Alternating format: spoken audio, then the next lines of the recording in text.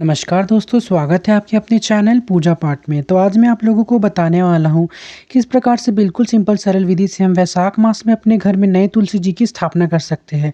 तो जैसे कि हम सब जानते हैं कि वैशाख मास में तुलसी पूजन का विशेष महत्व होता है और इस दिन इस माह में तुलसी जी का हर एक घर में पूजा आराधना होता है। तो चलिए वीडियो स्टार्ट करते हैं।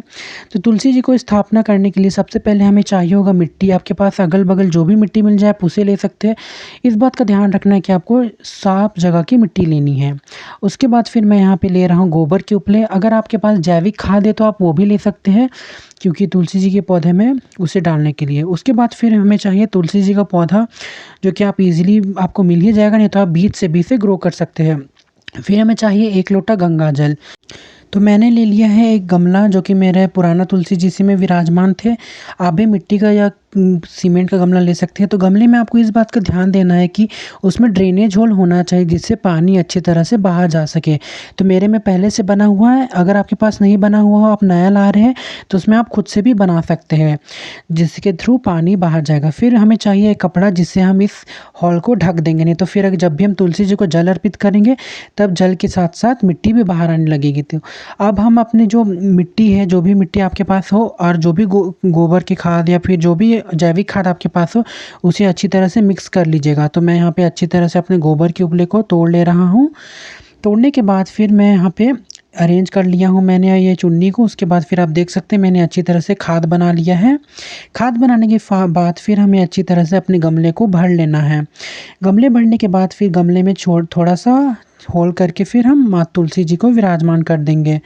और आपको हल्के हाथों से तुलसी जी को धीरे धीरे धीरे करके साइड से दबा देना है। अब इस बात का ध्यान रखिएगा कि आप बीच में तुलसी जी के जड़ के सामने मत दबाइएगा, नहीं तो फिर तुलसी जी के जो जड़ है टूटने लगेंगे।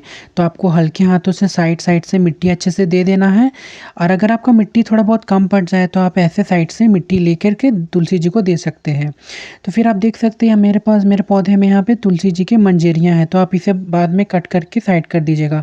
और तुलसी जी को लगाने के समय आपको ये बात का ध्यान रखना है कि मिट्टी थोड़ा कम डालिएगा, ताकि आप सप्ताह में या तो महीने में आप तुलसी जी को खाद दे सके, तभी तुलसी जी अच्छे से बढ़ेंगे। अब हमें तुलसी जी को गंगा जल चढ़ा देना है। आपको इस बात का ध्यान रखना है कि आप बिल्कुल बीच से तुलसी जी को गंगा जल नहीं चढ़ाएं, साइड साइड से धीरे धीरे धीरे धीरे आपको लगा देना है, क्योंकि हमारे तुलसी जी पुराने नहीं हैं, हम जस्ट अभी लगा रहे हैं। तो गंगा जल देने के बाद आप देखिएगा कि आपके जो ड्रेनेज होल है, उससे थोड़ा थोड़ा पानी आ जाएगा। तो यही इसका काम होता है। और आपको इस बात का ध्यान रखना है कि जब भी आप तुलसी जी लगाएं, तब आपको नए तुलसी जी को धूप पे नहीं रखना है, आपको छायादार जगह में रखना है।